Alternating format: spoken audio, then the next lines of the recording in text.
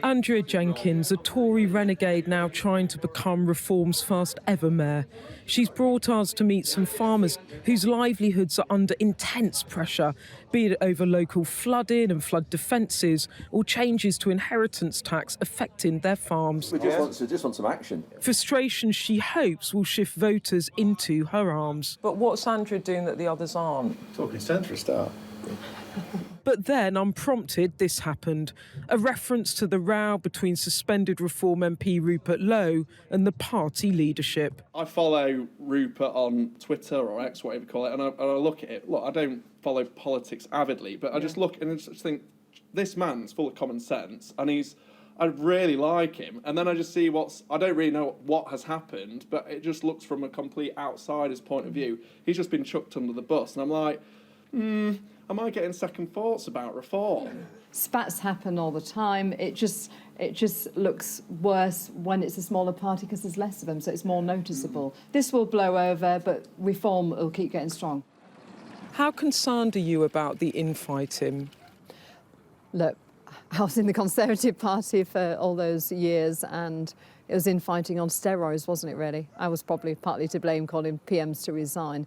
But I'm putting it into perspective, actually, Beth. It's more than a spat, though. Yeah, it's more than a spat. I mean, clearly it's a big falling out. There's concerns on both sides. Politicians and media, we might spend a lot of time on X and on social media, but it doesn't always cut through to the general public. I mean, the fact that someone raised it unprompted. I didn't raise Rupert Lowe this morning. No. And he said, I'm concerned about it. It's like you left the Conservative Party to an outfit that was meant to do politics differently, and now they look like they're all fighting like rats in a sack. Look, I can see what it looks like, Beth, and I'm not one to mince my words. It doesn't look great, agreed. You know, this has got to have its day. I don't want to see it in the news any more days. We've got to actually focus on winning now. Jenkins could soon be a standout figure in the political landscape if she wins a mayoralty and becomes the most senior woman at the top of a male-dominated party that struggles to attract female voters. Do you think the party has a woman problem in the sense that there aren't really any women at the top of the party apart from you? Yeah. Has it got a woman problem? Is it a bit macho? No, I don't think it's a woman problem, but I think we need to start talking more about issues, what women are interested in. I mean, look, I'm not a feminist, I'm a meritocrat. I wouldn't care if the whole cabinet's men or women as long as they can do the job.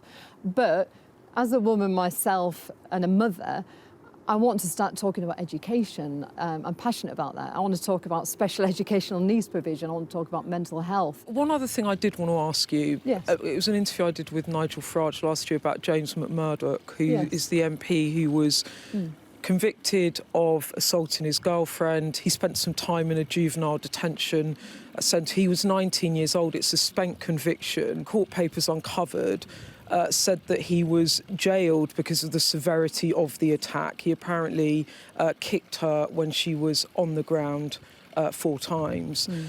When it came to like after his election, he said it was a teenage indiscretion and questioned the events. Yes. Did you feel uncomfortable about that?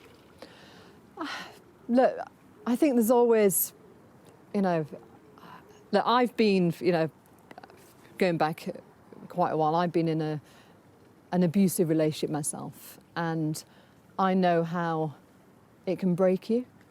I know how you sort of start losing your identity. So I've been on that side, and I've also helped constituents to fight against stuff like this. So it matters. Now, regarding that situation, that I think we've seen in every party, haven't we? Unfortunately, it's a reality of life that what shouldn't happen. We need to do more as society, because whether it's men or women, once is too much, in my view. Yeah. Thanks for... No, I've never said that publicly. Yeah, thanks for sharing that with me. I didn't know felt that. emotional saying that, but yeah, absolutely.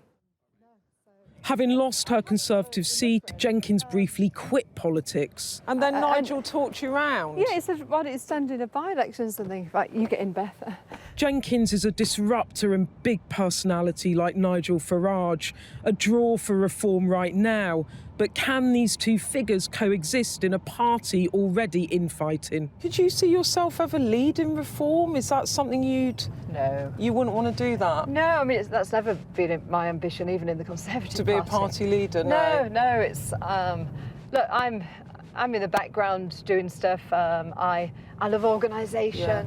This, the year Reform will try to turn itself from a party of protest into one that governs. This woman might be their best chance in pulling it off. Beth Rigby, Sky News.